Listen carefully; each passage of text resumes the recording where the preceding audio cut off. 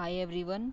ये वाला जो हमारा सेशन रहेगा ये रहेगा acidic strength of hydrated acids. जितने भी आपके हाइड्रेटेड एसिड्स हैं उसके लिए ये वाला हमारा सेशन रहेगा। ओके, तो ये वाला जो पार्ट है हमारा किसके लिए है, वो बीएससी फाइनल ईयर के लिए है। ओके, बीएससी फाइनल ईयर के स्टूडेंट्स इसको देख सकते हैं, एमएससी के स्टूडेंट्स इसको देख सकते हैं, जितने भी गेट के एग्ज़ाम की प्रिपरेशन वाले स्टूडेंट्स हैं वो देख सकते हैं, नेट वाले भी देख सकते हैं। ओके, तो ये वाला सेशन जो है वो कॉमन रहेगा, क्योंकि ये वाला जो हमारा सेशन चल रहा है रिलेटिव स्ट्रेंथ ऑफ एसिड्स, ये सब कॉम्पिटिटिव एग्जाम के लिए कॉमन रहेगा। ओके, तो इसमें आपको कुछ भी सोचने की ज़रूरत नहीं, आप किसी भी कॉम्पिटिशन एग्जाम की तैयारी कर रहे हो आप इस लेक्चर सीरीज़ को कम्प्लीटली देख सकते हैं। ओके, देन इसके बाद देखो हम क्या पहुंच गए हैं। अगर हमारे पास कोई भी सॉल्यूशन है, ओके, सॉल्यूशन लाइक हमारे पास उस सॉल्यूशन, कौन सा सॉल्यूशन है, एक्वा सॉल्यूशन की बात हम करेंगे, क्योंकि यहाँ पर बात हो रही है हाइड्रेटेड आयंस की बात हो रही है। हाइड्रेटेड आयंस दैट मीन्स जो हमारा सॉल्वेंट रहेगा वो हमारा वाटर रहेगा। तो यहाँ पर एज अ सॉल्वेंट हमारे पास क्या रहेगा, वाटर। वाटर के अंदर हमने आयंस को डाल दिया है। ओके, तो जो कैटाइनिक पार्ट होता है किसी भी आयनिक स्पीसीज का, जो कैटाइनिक पार्ट होता है दैट मीन्स जो कैटाइंस होते हैं वो हमेशा क्या करते हैं, वाटर मॉलिक्यूल से क्या करते हैं, इंट्रैक्शन करते हैं। वाटर मॉलिक्यूल से क्या करते हैं, वो इंट्रैक्शन करते हैं, वो हाइड्रेटेड हो जाते हैं, सराउंडेड हो जाते हैं बाय वाटर मॉलिक्यूल से, वो सराउंडेड हो जाते हैं।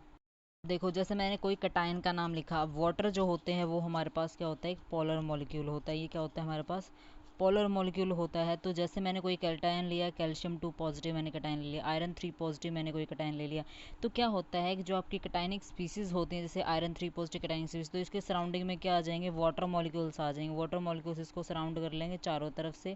ऐसा इसीलिए है क्योंकि जो कैटायनिक स्पीसीज होती हैं वो वाटर मॉलिक्यूल्स के साथ कौन सी इंट्रैक्शन करती हैं, डाइपोल डाइपोल इंट्रैक्शन करती है। कौन सी इंट्रैक्शन करेंगी, डाइपोल डाइपोल इंट्रैक्शन यहाँ पर करना स्टार्ट कर देंगे। ओके, सॉरी आयरन डाइपोल बोलेंगे इसको हम, क्योंकि हमारे पास जो आयरन 3 पॉजिटिव है वो हमारे पास क्या है, एक आयन है। तो आयन है और वाटर के पास क्या है, डाइपोल। तो ये क्या हो जाएगी हमारी ion dipole interactions takes place होगी। जो आपके कैटाइनिक पार्ट होता है, कोई भी आपको सब्सटेंस गिवन है उसका जो कैटाइनिक पार्ट होता है वो क्या हो जाता है, सराउंडेड हो जाता है बाय वाटर मॉलिक्यूल्स जो होते हैं उसके सराउंडिंग में हर जगह आपको देखने को मिलेंगे, क्योंकि इनके बीच में क्या होती है, आयन डाइपोल इंट्रैक्शंस होती हैं। तो इस इंट्रैक्शंस की वजह से एक स्टेबल कॉम्प्लेक्स की फॉर्मेशन होती है।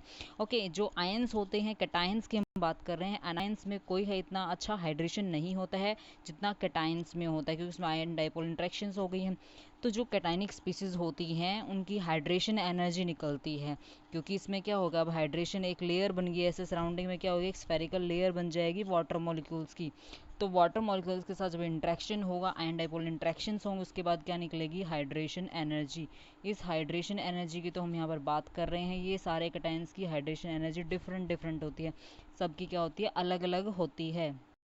अब हम क्या करेंगे, कंपैरिजन करते हैं किसकी हाइड्रेशन एनर्जी ज़्यादा होती है, किसकी हाइड्रेशन एनर्जी हमारे पास कम होती है। तो वो हमें कंपैरिजन जो है वो हमें यहाँ पर पढ़ना है कि कंपैरिजन में किसकी ज़्यादा है और किसकी कम है। अब ध्यान से देखो, हमारे पास मैं 3 सब्सटेंस के नाम लिख रही हूँ। बेरियम 2 पॉजिटिव हमारे पास है, 2 वाटर मॉलिक्यूल्स के साथ यहाँ पर ये प्रेजेंट है, 2 वाटर मॉलिक्यूल्स के साथ ये प्रेजेंट हो गई है। उसके बाद कॉपर H2 के साथ प्रेजेंट हो गए हैं, copper H2 I think 4 molecules हो गए हैं, then 2 positive. Okay, then last is aluminium के साथ है 6 वाटर मॉलिक्यूल, ये भी 3 पॉजिटिव में। ओके, तो इस तरह से मैंने यहाँ पर 3 सब्सटेंस लिए, 3 कैटाइनिक स्पीसीज लिए। 3 क्या है हमारे पास, ये कैटाइनिक स्पीसीज होती है, इनकी जो हाइड्रेशन एनर्जी डिफरेंट होती है। जैसे इसकी -30 होती है और इसकी -75 होती है और इसकी -322 किलो जूल पर मोल होती है। ओके, तो ये क्या होती है, किलो जूल पर मोल में होती है और आपकी एनर्जी सारी। ओके, -30 -75 और 320। अब ध्यान से देखो, जो आपका बेरियम है वो कितने पॉजिटिव में, 2 पॉजिटिव में है, और ये भी 2 पॉजिटिव में है, ये 3 पॉजिटिव में है।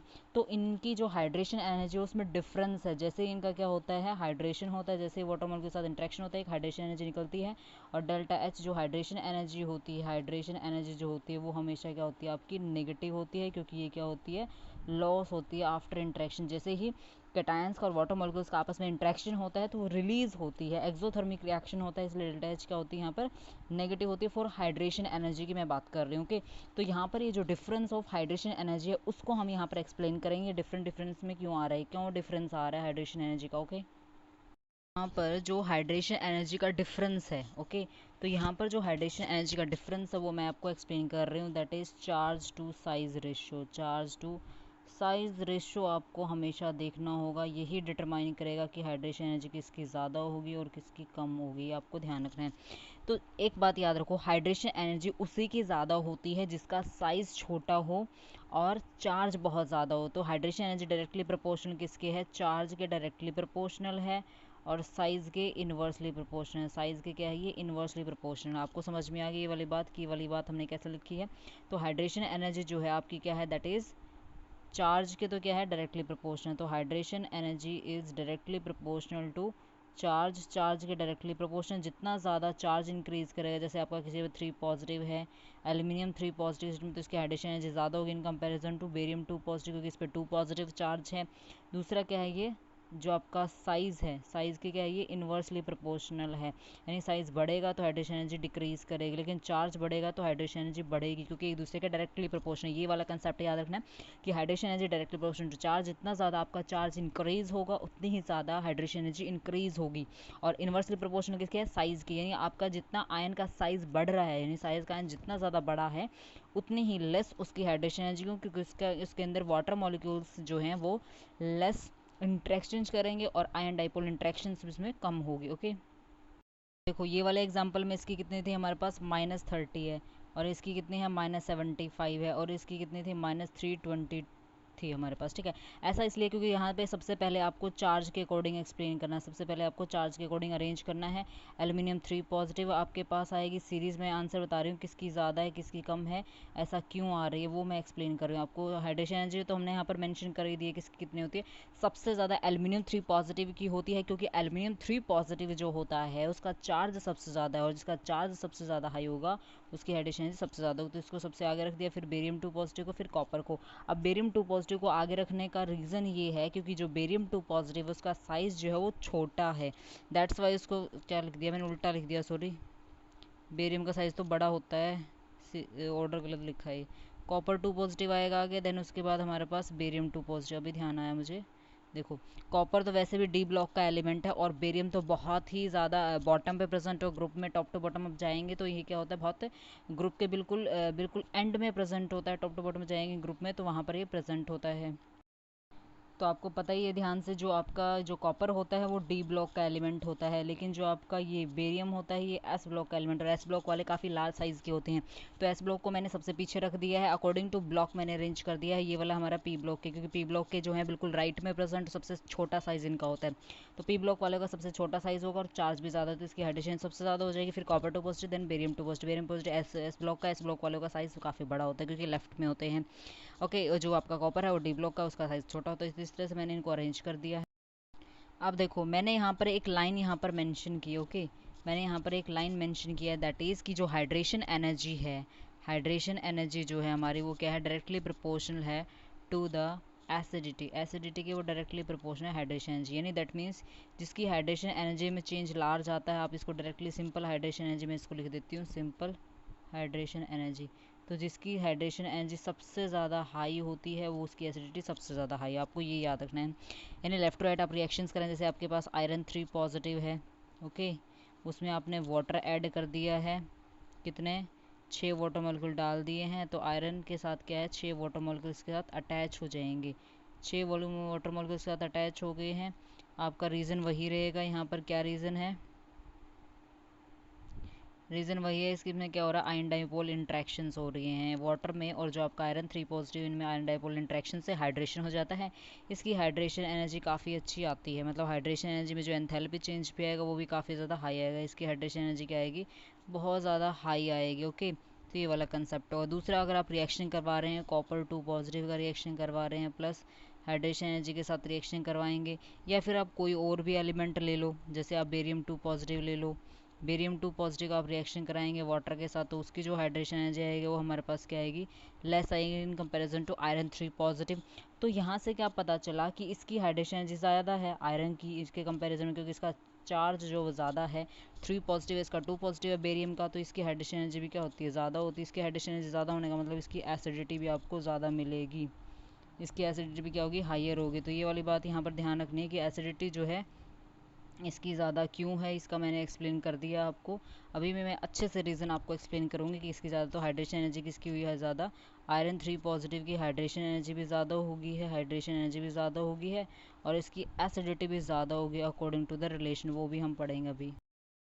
अब देखो हमने एग्जांपल आयरन 3 पॉजिटिव का लिए एग्जांपल लिया था, उसी एग्जांपल को हम यहाँ पर एक्सप्लेन कर रहे हैं। आयरन का एग्जांपल लिया था ना, उसकी हाइड्रेशन एनर्जी को एक्सप्लेन कर रहे हैं कि कैसे हाइड्रेशन एनर्जी जिसकी ज़्यादा होती है उसकी एसिडिटी कैसे ज़्यादा होती है, वो बता रहे हैं। जब सेंटर में हमारे पास आयरन 3 प्लस प्रेजेंट है, सेंटर में जो हमारे पास आयरन 3 प्लस है उसके पास क्या है, हाई चार्ज है। 3 positive is a very high charge on iron, क्योंकि आयरन बेसिकली जो है +2 में एग्जिस्ट करता है, अगर +3 में जाता है तो दैट मीन्स वो एक इलेक्ट्रोनेगेटिव एलिमेंट हो गया। अब ये इलेक्ट्रॉन्स जो है विड्रॉ करेगा, कहाँ से, ऑक्सीजन से इलेक्ट्रॉन विड्रॉ करेगा, ऑक्सीजन कहाँ से विड्रॉ करेगी, हाइड्रोजन से विड्रॉ करेगी, ऐसे।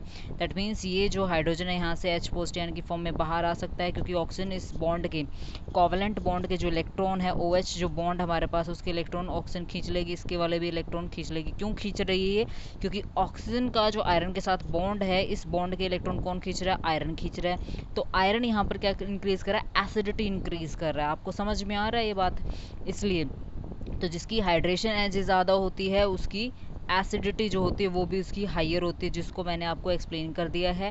क्योंकि जो इसकी हाइड्रेशन एनर्जी ज़्यादा हाई होती है वो चार्ज के कारण होती है, चार्ज उसके ऊपर हाई होता है, चार्ज हाई होने के कारण उसकी हाइड्रेशन एनर्जी बढ़ती है, और हाइड्रेशन एनर्जी ज़्यादा बढ़ने के कारण ही आयरन, जैसे देखो दोनों एक दूसरे के बिल्कुल म्यूचुअल कंसेप्ट हैं। आयरन 3 पॉजिटिव क्या इंक्रीज कर रहा है, एसिडिटी इंक्रीज कर रहा है। आयरन 3 पॉजिटिव क्या कर रहा है, ऑक्सीजन के इलेक्ट्रॉन खींच रहा है, ऑक्सीजन के इलेक्ट्रॉन हाइड्रोजन से ऑक्सीजन अपने इलेक्ट्रॉन्स खींच रही है, तो यहाँ से H पॉजिटिव निकलना बहुत ज़्यादा ईजियर हो जाएगा। तो यहाँ पर जो आयरन 3 पॉजिटिव वो क्या इंक्रीज कर रहा है, acidity of OH bond increase कर रहा है, और उसी के कारण उसकी हाइड्रेशन एनर्जी ज़्यादा होती है। यहाँ पर जो हमारे पास आयरन 3 पॉजिटिव प्रेजेंट है उसकी एसिडिटी भी बहुत ज़्यादा हाई है, एसिडिटी भी बहुत ज़्यादा हाई है, क्योंकि उसका भी वही कंसेप्ट है, साइज़ जो है इसका क्या है, स्मॉल है, स्मॉल साइज़ है इसका। और दूसरी बात इसके ऊपर क्या है, चार्ज बहुत ज़्यादा हाई है। तो ये दोनों चीज़ें जो हैं एसिडिटी को भी इंक्रीज़ कर रहे हैं, हाइड्रेशन एनर्जी को भी इंक्रीज़ करें। तो ये वाला कंसेप्ट क्लियर हो गया यहाँ पर, कैसे दोनों एक दूसरे के डायरेक्टली प्रोपोर्शनल। अब ये वाला देखो, ये वाला जो है हमने एज इट इज़ आपकी बुक से उठाया है, इसमें आप एग्जांपल देख सकते हैं कि इस एग्जांपल में कैसे एक्सप्लेन कर सकते हैं। देखो देखो यहाँ पर मैग्नीज जो है वाटर के साथ रिएक्शन करके क्या बना रहा है, क्या है, मेटल है आपका। M जो है यहाँ पर सिंपल एक मेटल रहेगा, ओके। तो इसने वाटर के साथ एक कॉम्प्लेक्स बनाया है जिसमें आपका जो OH बॉन्ड है उसको ये पोलर कर रहा है, क्योंकि जो ये मेटल है इसके पास +3 चार्ज या +2 पॉजिटिव होगा या फिर +3 होगा। ये OH के इलेक्ट्रॉन्स जो है उसको अपने साइड में खींचेगा, और इस तरह से H पोस्टियन जो है हमारा यहाँ से आउट हो जाएगा। तो ये तो हमने बेसिकली अभी रीड आउट किया है। तो इस स्लाइड में आप ध्यान से देख सकते हैं कि कैसे रिएक्शंस करने के बाद जो है, देखो यहाँ पर देखो आयरन 3 पॉजिटिव है, वेनेडियम 3 पॉजिटिव है, क्रोमियम 3 पॉजिटिव, स्कैंडियम 3 पॉजिटिव, ये है सारे 3 पॉजिटिव हैं। तो सबसे ज़्यादा स्ट्रॉन्गेस्ट एसिड कौन सा होगा, किसकी सबसे ज़्यादा हाइड्रेशन एनर्जी होगी, आपको कंपैरिजन करना है, आपको यहाँ पर गिवन भी है, ओके। लेकिन मैं क्या बोल रही हूँ कि आपका आयरन 3 पॉजिटिव सबसे आगे क्यों है और कैल्शियम सबसे पीछे क्यों है, तो ये वही बात याद रखनी है, साइज और चार्ज का रेशियो आपको ध्यान रखना है। सबसे पहले देखो चार्ज वाला कंसेप्ट यहाँ पर फेल हो गया है, चार्ज वाला कंसेप्ट इसलिए फेल हो गया है, आपका जो चार्ज वाला कंसेप्ट है वो फेल हो गया है। क्यों, क्योंकि यहाँ पर चार्ज सबका सेम है, दैट इज़ +3 है, इसका भी +3, इसका भी प्लस प्लस प्लस प्लस, सभी का क्या है यहाँ पर +3 चार्ज है। दैट्स वाई जो हमारा चार्ज वाला कंसेप्ट है वो तो यहाँ पर ख़त्म हो गया, तो हम चार्ज वाला कंसेप्ट यहाँ पर नहीं लगा सकते, ये वाली बात आपको ध्यान रखनी है। आपको अगर आपका चार्ज वाला कंसेप्ट ख़त्म हो गया है, चार्ज वाला ख़त्म, तो आप क्या देखेंगे, साइज़ देखेंगे। अब यहाँ पर साइज़ वाला कंसेप्ट लगेगा, आप साइज़ देखिए कब सबसे छोटा कौन सा है। सबसे पहले आप डिवाइड कीजिए एस में, P ब्लॉक में एंड देन D ब्लॉक में, सभी को SP ब्लॉक में डिवाइड कर दीजिए, आपका क्वेश्चन बहुत ही ज़्यादा इजीली सॉल्व हो जाएगा, बहुत जल्दी सॉल्व हो जाएगा, दैट इज़ वाई, ओके। सबसे पहले SP ब्लॉक में इनको डिवाइड कर दीजिए। सबसे पहले हम SP ब्लॉक से, आयरन जो होता है वो आपका क्या है, D ब्लॉक का है, ये भी आपका D ब्लॉक का है, ये भी आपका D का है, ये भी D का है, और एल्यूमिनियम जो है आई थिंक ये ये वाला आपका किसका रहेगा, तो ये आपका P ब्लॉक का हो जाएगा, और कैल्शियम आपका S ब्लॉक का एलिमेंट हो जाएगा, ओके। तो यहाँ पर आपको ध्यान क्या रखना है, सबसे छोटे साइज़ के कौन से वाले एलिमेंट्स आपके होते हैं, सबसे छोटा साइज़ किसका होता है वो आपको सबसे पहले देखना है, ओके। तो सबसे पहले हमारे पास जो यहाँ पर, तो यहाँ पर जो आपका ये एल्युमिनियम है और आपका ये कैल्शियम है, इसको ध्यान से देखो, इसको पीछे क्यों रखा हमने, वो देखो ध्यान से। अब जो आपके डी ब्लॉक के एलिमेंट्स होते हैं वो सारे आपके स्मॉल साइज़ के होते हैं, ये आपको ध्यान रखना है सबसे पहली बात। ओके, तो जो आपके डी ब्लॉक के सारे स्मॉल साइज़ के, क्योंकि इसमें हम जा रहे हैं लेफ़्ट टू राइट जा रहे हैं, तो इनका साइज़ सबसे छोटा होता है, साइज़ डिक्रीज़ करता है अगर हम लेफ़्ट टू राइट जाते हैं। ओके, तो आयरन है, उसके बाद हमारे पास वेनेडियम है, क्रोमियम है, स्कैंडियम। इन चार को मैं एक्सप्लेन कर देती हूँ। सबसे पहले इन चार में सबसे पहले हमने आयरन को क्यों रखा है वो सबसे पहले मैं आपको एक्सप्लेन कर देती हूँ। देखो देखो कहाँ से हम चलेंगे, स्कैंडियम हो जाएगा हमारे पास, उसके बाद क्या है, स्कैंडियम के बाद वेनेडियम है, वेनेडियम के बाद हमारे पास क्रोमियम, क्रोमियम के बाद हमारे पास आयरन है। अब जैसे हम लेफ्ट ये वाली सीरीज़ रहेगी हमारे पास, सबसे राइट में क्या है हमारे पास आयरन है, आयरन का साइज़ सबसे छोटा है, फिर उसके बाद क्रोमियम का, फिर उसके बाद वेनेडियम का। तो जिसका साइज़ सबसे छोटा होता है, जिसका साइज़ सबसे छोटा होता है वो जिसका स्मॉल साइज़ सबसे ज़्यादा है उसकी हाइड्रेशन एनर्जी क्या होगी, सबसे हाइयर रहेगी, और इसकी एसिडिटी भी सबसे ज़्यादा हाइयर रहेगी, क्योंकि ये OH बॉन्ड को पोलराइज कर देगा और OH बॉन्ड से हाइड्रोजन जो है एज अ प्रोटॉन बाहर हो जाएगा। ओके, ये वाला कंसेप्ट क्लियर है कि आयरन को सबसे आगे क्यों रखा। तो ऐसे हमने जो जो हमारे डी ब्लॉक के एलिमेंट्स हैं उनको हमने ऐसे अरेंज कर दिया। तो डी ब्लॉक वालों को आप समझ गए। अब हम चलते हैं पी ब्लॉक और एस ब्लॉक के। एस ब्लॉक का तो पता ही है आपको, सबसे लार्ज साइज़ होता है, सबसे लार्ज साइज़ वालों को सबसे पीछे रखो, क्योंकि लार्ज साइज़ वालों की हमेशा हाइड्रेशन एनर्जी सबसे लेस होती है। किसकी हाइड्रेशन एनर्जी जो होती है सबसे लेस किसकी होती है, एस ब्लॉक वालों की। तो एस ब्लॉक की याद रखनी है आपको, एस ब्लॉक वालों की सबसे लेस हाइड्रेशन एनर्जी होती है। तो हाइड्रेशन एनर्जी कैल्शियम की सबसे लास्ट में होगी। जो आपका एल्यूमिनियम है वो आपका पी ब्लॉक का एलिमेंट है, तो पी ब्लॉक वाले बीच में रहेंगे आपके। ओके, तो ये वाला हो गया है क्लियर। उसके बाद देखो नेक्स्ट भी है हमारे पास इसमें,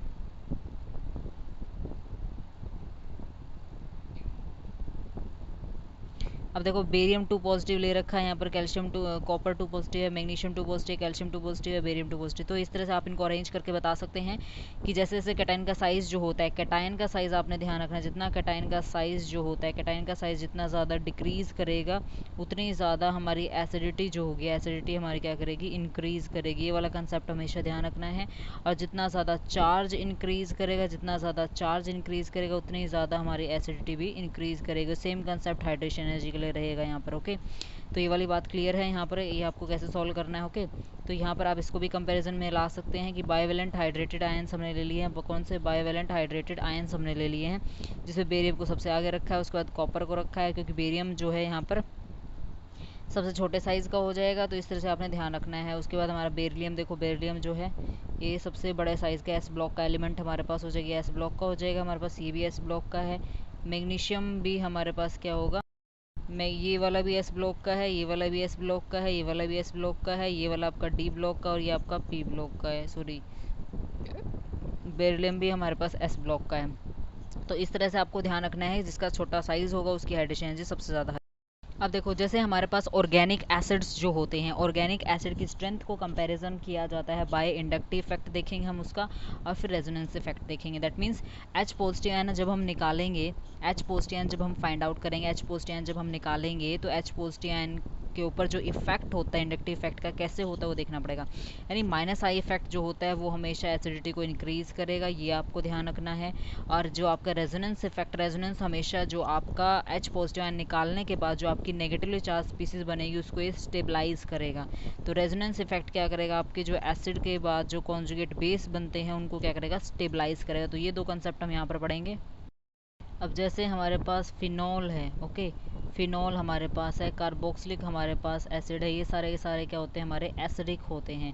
तो इनके एसिडिटी के पीछे जो रीज़न है वो क्या है, माइनस आई इफेक्ट है और आपका रेजोनेंस इफेक्ट। तो ये दोनों इफेक्ट जो है रिस्पॉन्सिबल है फॉर इट्स एसिडिटी। तो एसिडिटी के लिए ये दोनों इफेक्ट इसके लिए क्या है, रिस्पॉन्सिबल है। तो ये आपको ध्यान रखना है, इनकी एसिडिटी को हम एक्सप्लेन करेंगे बाय माइनस आई इफेक्ट से एंड रेजोनेंस इफेक्ट से हम इसको एक्सप्लेन करेंगे। ठीक है, तो मैंने दो इफेक्ट यहाँ पर एक्सप्लेन कर दिए हैं, तो वो कैसे इफेक्ट करते हैं रेजोनेंस इफेक्ट वो मैं आपको एक्सप्लेन करते हुए बाय कार्बोक्सिलिक ग्रुप से। ओके, तो कार्बोक्सिलिक ग्रुप हमने यहाँ पर लेना है, एग्जाम्पल के लिए हमने कार्बोक्सिलिक ग्रुप ले लिया है। ओके, ये हमारा आर कार्बोक्सिलिक ग्रुप है। ओके, तो इसमें मैंने क्या कहा कि दो इफेक्ट लगेंगे, एक माइनस आई इफेक्ट लगेगा हमारे पास और एक रेजोनेंस इफेक्ट लगेगा।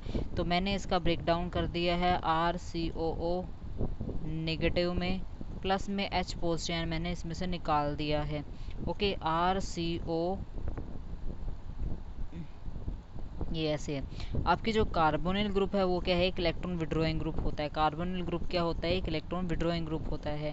तो ये एक इलेक्ट्रॉन विड्रॉइंग ग्रुप है। ये इलेक्ट्रॉन खींचेगा किससे, OH ग्रुप, OH बॉन्ड से। OH बॉन्ड के जो इलेक्ट्रॉन्स हैं, सबसे पहले ये ऑक्सीजन से सारे इलेक्ट्रॉन्स विड्रॉ करेगा, इस बॉन्ड के इलेक्ट्रॉन खींच लेगी, कार्बन एटम अपने साइड में खींच लेगी।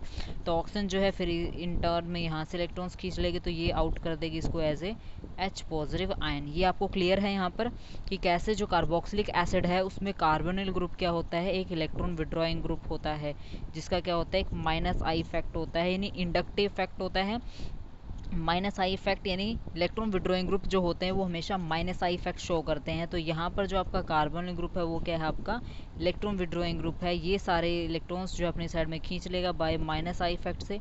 तो माइनस आई इफेक्ट जो है इसने इस ऑक्सीजन के ऊपर लगाया है। देन उसके बाद ये वाले इलेक्ट्रॉन्स इसने हाइड्रोजन से खींच लिए हैं, ये वाले इस बॉन्ड के कोवलेंट बॉन्ड के इलेक्ट्रॉन्स इस ऑक्सीजन ने खींच लिए हैं। तो इंटर्न में यहाँ से H पॉजिटिव आयन निकल जाएगा। दैट मीन्स इस तरह से माइनस आई इफेक्ट जो होता है, आपको क्लियर हो गया कि कैसे माइनस आई इफेक्ट जो है इसको अफेक्ट कर रहा है। यहाँ पे मैं इसको फिर से मेंशन कर देती हूँ, ठीक है। पहला हमने इसको इंडक्टिव इफेक्ट हमने यहाँ पर एक्सप्लेन कर दिया कि इंडक्टिव इफेक्ट कैसे यहाँ पर इफेक्ट कर रहा है। तो इंडक्टिव इफेक्ट मैंने एक्सप्लेन कर दिया कि कैसे इंडक्टिव इफेक्ट जो है वो एसिडिटी को बढ़ा रहा है। तो इंडक्टिव इफेक्ट कौन सा है हमारे पास, माइनस आई इफेक्ट है। कौन लगा रहा है, कार्बोनिल ग्रुप लगा रहा है, क्योंकि वो एक इलेक्ट्रॉन विड्रॉइंग ग्रुप है और OH बॉन्ड के जो इलेक्ट्रॉन्स हैं उनको अपनी साइड खींच देगा और H पॉजिटिव यहाँ से बाहर कर देगा। ये हो गया इंडक्टिव इफेक्ट, ठीक है।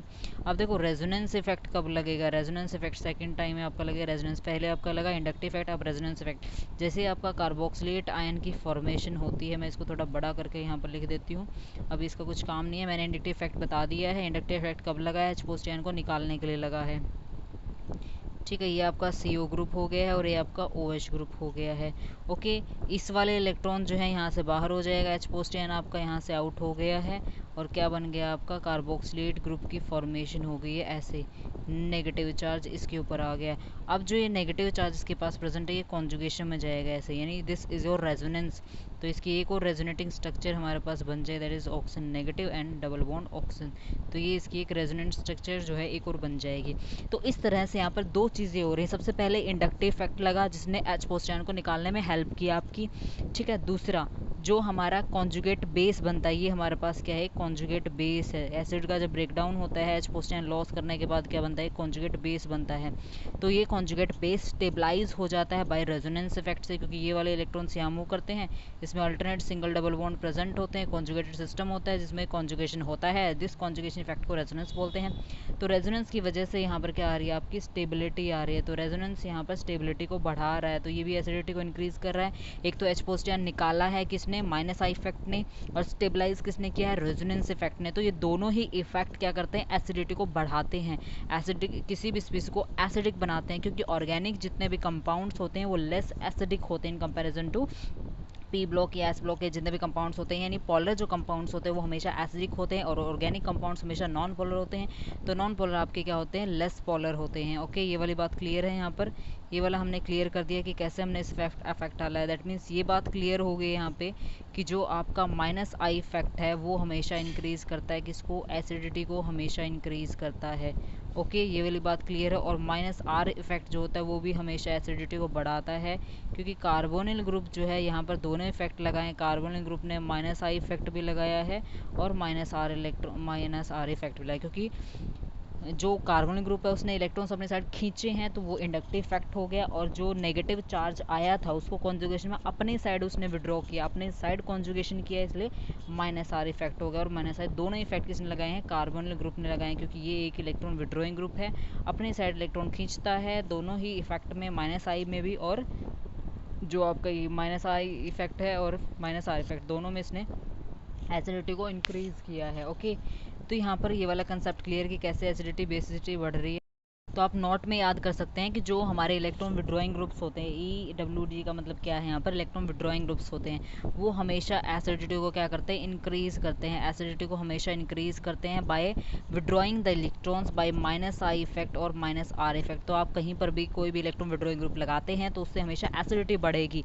लेकिन अगर कोई भी ऐसा ग्रुप आपके पास है, कोई भी ऐसा ग्रुप है जो क्या शो कर रहा है, प्लस आई इफेक्ट शो कर रहा है या फिर प्लस आर इफेक्ट शो कर रहा है तो उससे हमेशा आपकी एसिडिटी क्या करेगी, डिक्रीज करेगी, उससे हमेशा आपकी एसिडिटी डिक्रीज करेगी। ये वाली बात आपको हमेशा यहाँ पर ध्यान रखनी है कि इससे हमेशा एसिडिटी डिक्रीज। तो ये वाली बात है, इलेक्ट्रॉन विड्रॉइंग ग्रुप हमेशा क्या करेगा, एसिडिटी को इंक्रीज करता है। लेकिन अगर आपके पास कोई ऐसा ग्रुप है जो प्लस आई इफेक्ट या प्लस आर इफेक्ट शो कर रहा है, वो हमेशा एसिडिटी को डिक्रीज करेगा। ये वाली बात याद रखना है यहाँ पर। अब देखो एक क्वेश्चन हमने दे रखा है कि इन दोनों में से आपको क्या बतानी है, एसिडिटी किसकी ज़्यादा है, एसिडिटी किसकी ज़्यादा है, that is the question. Acidity किसकी ज़्यादा है वो आपको यहाँ पर एक्सप्लेन करनी है कि एसिडिटी यहाँ पर किसकी ज़्यादा है। ओके, तो ये वाली बात यहाँ पर क्लियर है कि कौन सा ज़्यादा स्ट्रॉन्ग एसिड है, ये आपको क्वेश्चन के अंदर बताना है। मैंने अभी बताया आपको, सिंपल सी एक बात बताई है कि जो आपका स्ट्रॉन्ग एसिड होता है, और जैसे ये यहाँ पर क्या है, ये जो हाइड्रोजन 3 हाइड्रोजन है और यहाँ पर कितने हैं 2 हाइड्रोजन, दैट मीन्स एक हाइड्रोजन को रिप्लेस कर दिया बाय Cl ग्रुप से। और Cl ग्रुप आपको पता ही है कि ये इलेक्ट्रॉन विड्रॉइंग ग्रुप होता है, माइनस आई इफेक्ट लगाता है और माइनस आई इफेक्ट की वजह से एसिडिटी को इंक्रीज कर रहा है ये। ओके, तो ये आपको ध्यान रखना है, जब भी कोई भी इलेक्ट्रॉन विड्रॉइंग ग्रुप लगता है तो हमेशा उसकी वजह से एसिडिटी हमेशा बढ़ जाती है। वो भी मैं आपको भी दिखाऊंगी, वीडियोस में दिखाऊंगी मैं आपको कैसे जो Cl ग्रुप है कैसे एसिडिटी को इंक्रीज कर रहा है। आप देख सकते हैं वेरी इजीली, मैं आपको अभी दिखाती हूँ कि कैसे Cl जो है इलेक्ट्रॉन विड्रॉ कर रहा है फ्रॉम OH बॉन्ड से इन टर्न, और जिसकी वजह से जो एसिडिटी है वो इंक्रीज हो जाती है। तो यहाँ पर क्या है, सिंपल हाइड्रोजन को हमने एक हाइड्रोजन को रिप्लेस कर दिया बाय Cl नेगेटिव, जिससे एसिडिटी बढ़ गई है, तो आपका B जो होता है वो मोर एसिडिक हो जाता है देन A। ये वाली बात क्लियर है कि हमने एसिडिटी को एक्सप्लेन कर दिया कि कौन सी वाली आपकी ज़्यादा एसिडिक। अब इसमें देखो जो आपका Cl है यहाँ पर अटैच है, Cl जो है वो यहाँ पर क्या है, अटैच। आप ध्यान से देख सकते हैं इस वीडियो में, Cl जो है वो अटैच है कार्बन एटम से, देन उसके बाद क्या है हमारे पास कार्बोक्सिलिक ग्रुप है। तो Cl जो है, क्लोरीन जो है वो इलेक्ट्रॉन्स विड्रॉ कर रहा है फ्रॉम कार्बन एटम से, और कार्बन इन टर्न विड्रॉ कर रही है फ्रॉम CO ग्रुप से। देन CO ग्रुप से कौन इलेक्ट्रॉन विड्रॉ कर रहा है, CO ग्रुप जो है यहाँ पर किससे विड्रॉ करेगा, OH बॉन्ड से, और यहाँ से इजीली रिलीज करेगा H पॉजिटिव रेडियली। तो ये विड्रॉइंग फैक्टर चलेगा, ये सीरीज चलेगी इलेक्ट्रॉन विड्रॉइंग की। क्लोरीन जो है कार्बन से विड्रॉ करेगी CH2 ग्रुप से, देन CH2 ग्रुप कार्बोनिल से OH ग्रुप से विड्रॉ करे। तो इस तरह की आपकी ये वाली चीज़ रहेगी। ओके ओके, तो ये वाली बात क्लियर है, मैंने आपको वीडियो में दिखा दिया है कि किस तरह से जो Cl है वो कैसे इलेक्ट्रॉन विड्रॉ कर रही है, CH2 ग्रुप से विड्रॉ करेगी, CH2 ग्रुप फिर CO ग्रुप से विड्रॉ करेगी, CO ग्रुप से फिर OH ग्रुप, ये ऐसे अट्रैक्शन चलेगा, ऐसे ये इसको विड्रॉ करेगा, ये इधर से भी इसको विड्रॉ करेगा। तो इस तरह से इलेक्ट्रॉन विड्रॉइंग जो है वो चलता रहेगा।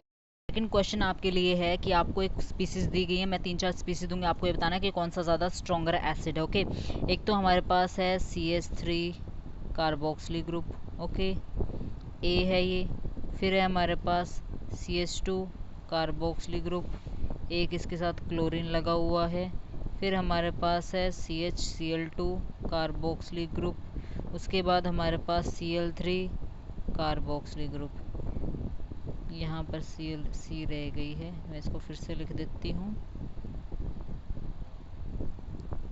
Cl3 carbon carboxylic group.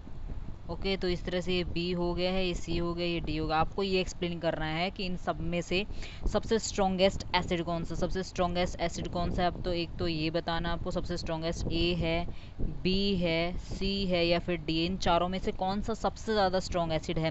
पहली बात मैं बता चुकी हूँ कि एसिडिटी के लिए दो ही चीज़ें आपके पास हैं, एक तो माइनस आई इफेक्ट होता है, ठीक है, ऑर्गेनिक। सबसे पहले आप पहचान कर लीजिए कौन सा एसिड है, ये ऑर्गेनिक एसिड है। ऑर्गेनिक एसिड में सिर्फ आपको दो ही कंसेप्ट लगाने हैं, एक इंडक्टिव इफेक्ट लगाना है, एक रेजोनेंस इफेक्ट लगाना है। तो यहाँ पर आप रेजोनेंस इफेक्ट लगाएंगे, बाद में सबसे पहले आप इंडक्टिव इफेक्ट लगाएंगे। इंडक्टिव इफेक्ट जब आप यहाँ पर लगाएंगे तो इंडक्टिव इफेक्ट के लिए माइनस आई इफेक्ट वाली स्पीसीज देखने हैं जिसमें ज़्यादा माइनस आई इफेक्ट होगा, जिसके अंदर माइनस आई इफेक्ट ज़्यादा होगा उसके अंदर एसिडिक कैरेक्टर जो होगा वो भी सबसे ज़्यादा हाई होगा। ये आपको ध्यान रखना है। देखो फर्स्ट में जो है सिर्फ हाइड्रोजन्स प्रेजेंट है, अगर आप ध्यान से देखें तो फर्स्ट वाले जो आपके पास स्पीसीज है इसमें 3 हाइड्रोजन है, इसके पास 1 क्लोरीन है, इसके पास 2 क्लोरीन है, इसके पास 3 क्लोरीन है। तो जिस एक क्लोरीन जो है वो क्या शो करती है, माइनस आई इफेक्ट शो करती है, यानी ये एसिडिटी को बढ़ाती है। क्या करती है, एसिडिटी को बढ़ाती है, सिंपल सी बात, ये क्या करती है, एसिडिटी को बढ़ाती है। कौन, chlorine. Chlorine minus I effect show करती है, यानी एसिडिटी को इंक्रीज करती है ये, ठीक है। अब यहाँ पर 1 माइनस आई इफेक्ट हो जाएगा, यहाँ पर क्या हो जाएंगे 2 माइनस आई इफेक्ट हो जाएंगे, और यहाँ पे क्या हो जाएगा -3 आई इफेक्ट हो जाएगा, -3i। ओके, तो जितने ज़्यादा क्लोरीन इंक्रीज करेंगे उतनी ज़्यादा इलेक्ट्रॉन विड्रॉइंग पावर इंक्रीज करेगी, उतनी ज़्यादा एसिडिटी बढ़ेगी। ओके, तो ये वाली बात याद रखना है। दूसरी बात, जब आपका कॉन्जुगेट बेस बनेगा उसको भी स्टेबलाइज करेंगे, वो भी मैं आपको अभी दिखाती हूँ कैसे उसको स्टेबलाइज करेंगे। ABCD आप ध्यान रखना है। सबसे ज़्यादा स्ट्रॉन्ग एसिड कौन सा हो आपका? D। सीरीज़ में एक बार लिख देती हूँ कि कौन सा सबसे ज़्यादा स्ट्रॉन्ग एसिड हुआ आपका, सीरीज़ में मेंशन कर देती हूँ यहाँ पर। तो सबसे ज़्यादा डी होगा, देन उसके बाद सी होगा, देन उसके बाद बी होगा, देन उसके बाद ए होगा। सीरीज़ क्यों लिखी है, ऐसे क्यों लिखी है, आपको पता होना चाहिए। डी में आपके पास क्या है, 3 क्लोरीन प्रेजेंट, तो सबसे ज़्यादा एसिडिक ये होगा क्योंकि इसके पास 3 इलेक्ट्रॉन विड्रॉइंग ग्रुप प्रेजेंट है, वो एसिडिटी को और भी ज़्यादा इंक्रीज़ कर देंगे। उसके बाद सी में 2 हैं, उसके बाद बी में 1 प्रेजेंट है और ए में कोई भी नहीं है। तो ये वाला हमारा बेसिक रहेगा। तो बेस मान के हमने इस हाइड्रोजन को रिप्लेस किया, एक हाइड्रोजन को रिप्लेस किया, क्लोरीन लगाया, फिर 2 क्लोरीन लगाया, फिर 3 क्लोरीन, इस तरह से हमारे पास ये कंसेप्ट चलेगा। ओके, यहाँ पर मैं आपका रेजोनेंस इफेक्ट जो है उसको भी एक्सप्लेन कर देती हूँ कि कितनी जल्दी आप रेजोनेंस इफेक्ट से भी इसको समझ सकते हैं। जैसे आपके पास ये था, देखो, जैसे आपके पास क्या था, CH3 है, कार्बोक्सिलिक ग्रुप आपके पास, जैसे आपने इसमें से H पोस्टियन लूज कर दिया, COO नेगेटिव की फॉर्मेशन हुई। ओके, यहाँ पर ये रेजोनेंस इफेक्ट चला। ओके, यहाँ से Cl जो है वो क्या लगा रहा है, प्लस आई इफेक्ट लगा रहा है। प्लस आई इफेक्ट की वजह से तो हमेशा एसिडिटी आपकी डिक्रीज कर जाती है, ये बात आपको ध्यान रखना है। एसिडिटी डिक्रीज हो जाती है बाय माइनस आई इफेक्ट से, इसलिए ये हमारा क्या रहेगा, इन चारों में सबसे वीक एसिड रहेगा। ये वाली बात आपको ध्यान रखनी है। तो ये वाला हमारा सबसे वीक एसिड है, ये मैंने आपको एक्सप्लेन कर दिया कि कैसे ये एक वीक एसिड है। ओके, ये वाली बात क्लियर होगी हमारी, ठीक है। उसके बाद देखो दूसरा जो हमारा Cl था उसको हम ध्यान से एक्सप्लेन करेंगे अभी, कि जब हमारा Cl लगा था यहाँ पर कार्बोक्सिलिक ग्रुप है, मान लो ये OH ग्रुप हमारे पास प्रेजेंट है, इसके इलेक्ट्रॉन्स जो है इसने विड्रॉ कर लिए, इसके इलेक्ट्रॉन्स ने विड्रॉ कर लिए थे, इसके इलेक्ट्रॉन क्लोरीन ने विड्रॉ कर लिए, ऐसे निकले थे हमारे पास। यहाँ से H पोस्टियन हमारा आउट हो गया। जब H पोस्टियन यहाँ से आउट हुआ हमारा, तो क्या बचा हमारे पास, Cl बचा, CO ग्रुप हमारे पास बचता है, फिर ऑक्सीजन नेगेटिव बचती है। अब इसके पास क्या है, कार्बन जो है किससे अटैच है, क्लोरीन से अटैच है। क्लोरीन जो है और भी ज़्यादा इलेक्ट्रॉन विड्रॉइंग है, इसका क्या है अपना माइनस आई इफेक्ट है। माइनस आई इफेक्ट से इधर अपने पास इलेक्ट्रॉन खींचेगी, ये इससे इधर से इलेक्ट्रॉन खींचेगी, तो ये रेजोनेंस इफेक्ट लगाएगा और इधर से भी इलेक्ट्रॉन्स का क्या होगा, विड्रॉ होगा, और इधर से भी यहाँ से रेजोनेंस चले। तो यहाँ पर रेजोनेंस भी चल रहा है, यहाँ पर दो इफेक्ट से स्टेबल। नेगेटिव चार्ज जो होता है उसको हमने कॉन्जुगेट बेस जो हमारे पास प्रेजेंट है वो दो चीज़ों से स्टेबल है। यहाँ पर पहली बात तो जो हमारे पास क्लोरीन यहाँ पर प्रेजेंट है, क्लोरीन क्या लगा रहा है, माइनस आई इफेक्ट, क्लोरीन क्या लगा रहा है, माइनस आई इफेक्ट। तो माइनस आई इफेक्ट से भी जो नेगेटिव चार्ज उसकी तरफ अपनी तरफ विड्रॉ कर रहा है, तो उससे भी क्या कर रहा है, उसको स्टेबलाइज कर रहा है। तो माइनस आई इफेक्ट से भी क्या कर रहा है, स्टेबलाइज कर रहा है। ओके, जो आपका कार्बोनिल ग्रुप है ये क्या कर रहा है, यहाँ पर रेजोनेंस कर रहा है, तो यहाँ पर रेजोनेंस से भी यहाँ पर क्या हो रहा है, स्टेबलाइजेशन हो रहा है। तो यहाँ पर स्टेबिलिटी दो इफेक्ट से आ रही है, माइनस आई इफेक्ट से भी आ रही है और माइनस आर इफेक्ट से भी, रेजोनेंस से भी और माइनस आई इफेक्ट से। तो इसमें दोनों इफेक्ट लग रहे हैं, इसलिए हमारे क्या रहेंगे, स्ट्रॉन्ग एसिड रहेंगे, जिसमें भी हमारा क्या है, इलेक्ट्रॉन विड्रॉइंग ग्रुप लगेगा, वो सबसे स्ट्रॉन्गर एसिड रहेंगे। जितने ज़्यादा इलेक्ट्रॉन विड्रॉइंग ग्रुप लगेंगे उतनी ही ज़्यादा उसकी एसिडिटी हो जाए। जैसे मैं एक एग्जाम्पल और लेती हूँ इसमें, जैसे ये वाला क्वेश्चन हमने लिया, इसमें भी आपको क्या बताना है, सबसे स्ट्रॉन्गर एसिड कौन सा वो बताना है। अब देखो यहाँ पर फ्लोरीन लगा हुआ है, यहाँ पर क्लोरीन लगा हुआ है और यहाँ पर ब्रोमीन लगा हुआ है। सबसे ज़्यादा स्ट्रॉन्ग इलेक्ट्रॉन विड्रॉइंग कौन सा है, हमारा फ्लोरीन है। तो फ्लोरीन यहाँ पर क्या है, सबसे ज़्यादा स्ट्रॉन्ग। अगर हम तीनों को कंपैरिजन करते हैं तो यहाँ पर फ्लोरीन जो है वो सबसे ज़्यादा स्ट्रॉन्गेस्ट एसिड, फ्लोरीन सबसे ज़्यादा इलेक्ट्रॉन विड्रॉइंग ग्रुप है। इसके क्या है, माइनस आई इफेक्ट इसका सबसे ज़्यादा स्ट्रॉन्ग है, क्योंकि इसकी इलेक्ट्रॉन विड्रॉइंग पावर बहुत ज़्यादा, नेगेटिविटी भी, इलेक्ट्रॉन नेगेटिविटी 4.0 होती है, इसकी कितनी होती है, 3.5 इलेक्ट्रॉन नेगेटिविटी होती है इसकी, 3.0 कुछ 2.5 ऐसे कुछ होती है इलेक्ट्रोनेगेटिविटी। तो सबसे ज़्यादा इलेक्ट्रॉन नेगेटिविटी जो होती है फ्लोरीन की होती है, सबसे ज़्यादा इलेक्ट्रॉन विड्रॉइंग ग्रुप जो होता है फ्लोरीन होता है। इन तीनों का अगर कंपैरिजन किया जाता है तो फ्लोरीन जो होता है एक सबसे स्ट्रॉन्गेस्ट, पूरी पीरियडिक टेबल में सबसे ज़्यादा स्ट्रॉन्गेस्ट एक ग्रुप एलिमेंट होता है, ये सबसे ज़्यादा है, तो इसकी सबसे ज़्यादा एसिडिटी होगी। तो एसिडिटी का ऑर्डर हमारा ये हो जाएगा। ओके, ये वाला हमारा क्वेश्चन क्लियर है। यहाँ पर कैसे एसिडिटी इंक्रीज हो रही है, इलेक्ट्रॉन विड्रॉइंग पावर जितने ज़्यादा इंक्रीज हो, जितना ज़्यादा स्ट्रॉन्ग इलेक्ट्रॉन विड्रॉइंग हो उसका उतना ज़्यादा minus effect directly proportional to acidity के डायरेक्टली। अब हम इलेक्ट्रॉन रिलीजिंग ग्रुप की बात करेंगे। देखो जैसे हमारे पास कोई भी एसिड प्रेजेंट, जैसे हमारे पास है CH3 कार्बोक्सिलिक ग्रुप, आपको क्वेश्चन से एक्सप्लेन हो जाएगा। जैसे आपके पास यहाँ पर एक CH2 हो गया, इसके साथ हमने एक और CH3 ग्रुप लगा दिया और ये हमारे पास कार्बोक्सिलिक ग्रुप है। ओके, ध्यान से समझ में मेरी बात। यहाँ पर एक CH3 ग्रुप है, यहाँ पर हमारे पास क्या है, दो CH2, एक CH2 और एक CH3 है। मतलब यहाँ पर क्या है, आपका प्लस आई इफेक्ट यहाँ पर डोमिनेट करेगा, इसका आपका प्लस आई थोड़ा होगा, इसका और भी ज़्यादा होगा, क्योंकि इसके पास एक्स्ट्रा जो है कार्बन एटम, एक्स्ट्रा जो हाइपर कंजुगेशन है वो यहाँ पर प्रेजेंट होगा। ओके, तो ये वाली बात क्लियर है। जैसे जैसे आपका प्लस आई इफेक्ट इंक्रीज करेगा उतनी ज़्यादा एसिडिटी डिक्रीज करेगी, क्योंकि इन्वर्सली है ना, माइनस आई इफेक्ट इंक्रीज करता है तो जो आपका प्लस आई है, प्लस आई जो होता है, प्लस आई जो होता है आपका क्या करता है, डिक्रीज कर देता है किसको, एसिडिटी है। तो एसिडिटी को कौन डिक्रीज करता है, प्लस आई इफेक्ट जो है डिक्रीज कर देता है, इन्वर्सली प्रोपोर्शनल है एक दूसरे के। तो ये बात आपको कान खोल के बिल्कुल याद रखनी है कि प्लस आई इफेक्ट जो होता है, प्लस आई इफेक्ट क्या करता है, डिक्रीज करता है किसको, एसिडिटी को, डिक्रीजेज एसिडिटी। तो एसिडिटी को डिक्रीज करता है plus I effect. Okay, plus I effect decrease किसने किया है, प्लस आई इफेक्ट ने एसिडिटी को डिक्रीज़ किया। वो मैं आपको बताऊंगी कैसे डिक्रीज़ किया। जैसे मान लो मेरा कोई एग्जांपल है, CH3 है, ओके, उसके बाद CH2 लगा हुआ है, उसके बाद ये ग्रुप है हमारे पास OH ग्रुप, इसने H पोस्ट चैन को लूज़ कर दिया, क्या बना, CH3 CH2 COO negative. Okay, इस तरह से हमारी ये स्पीसीज बन गई है। अब जो ये नेगेटिव चार्ज, हम तो इस नेगेटिव चार्ज को ऐसे स्टेबलाइज कर रहे थे, लेकिन क्या होता है कि जो ये आपके आर ग्रुप्स लगे हुए हैं, आर ग्रुप्स जो होते हैं वो हमेशा क्या शो करते हैं, प्लस आई इफेक्ट शो करते हैं। तो ये प्लस आई इफेक्ट और भी ज़्यादा इलेक्ट्रॉन्स डोनेट कर देंगे, इधर क्या करेंगे, इलेक्ट्रॉन डेंसिटी और भी ज़्यादा इंक्रीज कर देंगे। तो हमें पता है कि हमें तो नेगेटिव चार्ज को स्टेबलाइज करना, हम तो उसी को फैला रहे हैं ताकि वो स्टेबलाइज हो सके। लेकिन यहाँ पर आर ग्रुप जो है और भी ज़्यादा इलेक्ट्रॉन डेंसिटी क्या कर रहा है, इंक्रीज कर रहा है, जिससे इलेक्ट्रॉन इलेक्ट्रॉन रिपल्शन हो जाएगा और स्टेबिलिटी यहाँ पर बिल्कुल नहीं आएगी। तो ये स्टेबिलिटी को क्या करते हैं, डिक्रीज करते हैं। जो हमारा कॉन्जुगेट बेस बनता है, यहाँ पर हमारा जो कॉन्जुगेट बेस बना है उसको ध्यान में रखते हुए मैं बता रही हूँ कि जो आपका कॉन्जुगेट बेस बनता है, ये वाला जो आपका कॉन्जुगेट बेस बना है, उसकी स्टेबिलिटी क्या हो जाएगी, डिक्रीज हो जाएगी, क्योंकि प्लस आई इफेक्ट की वजह से। ओके, ये आपको बात क्लियर होगी है कि कैसे इन्होंने डिक्रीज, क्योंकि हम तो इस जो इलेक्ट्रॉन डेंसिटी यहाँ पर प्रेजेंट है इसी को हम क्या कर रहे हैं, स्टेबलाइज कर रहे हैं हम तो इसको रेजोनेंस से। लेकिन ये जो आर ग्रुप है ये क्या कर रहे हैं, इलेक्ट्रॉन डेंसिटी और भी ज़्यादा बढ़ा रहे हैं, इधर और भी ज़्यादा बढ़ा, जिससे इलेक्ट्रॉन रिपल्शन हो जाएगा तो इसकी स्टेबिलिटी आएगी नहीं। तो ये डिस्टेबलाइज कर रहे हैं हमारे कॉन्जुगेट बेस को। दूसरी बात, प्लस आई इफेक्ट से इलेक्ट्रॉन डेंसिटी इंक्रीज करते हैं, जिसकी वजह से इसकी इलेक्ट्रॉन विड्रॉइंग पावर जो होती है कार्बन की वो भी डिक्रीज कर जाती है, और जिसकी वजह से एसिडिटी भी डिक्रीज कर जाती है।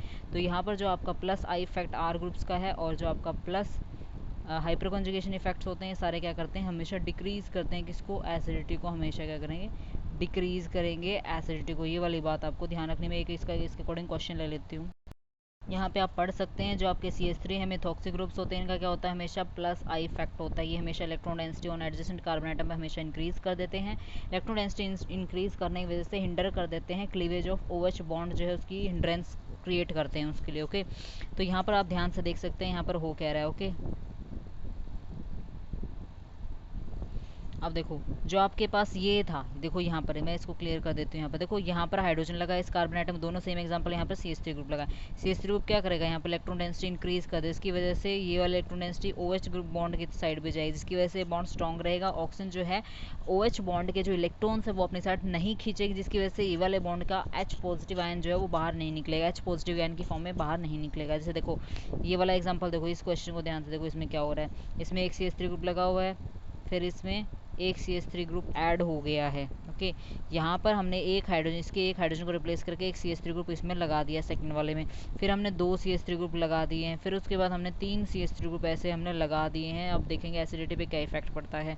सिमिलरली हमने बताया है increase in number of substituent above substituent अगर इंक्रीज करते हैं तो एसिडिटी डिक्रीज करेगी। देखो इसकी सबसे ज़्यादा एसिडिटी, क्योंकि इसमें कोई सब्सटेंट नहीं है CH3 का, इसमें एक CH3 का सब्सटेंट है, इसमें 2 CH3 के सब्सटेंट है, ये 3 है।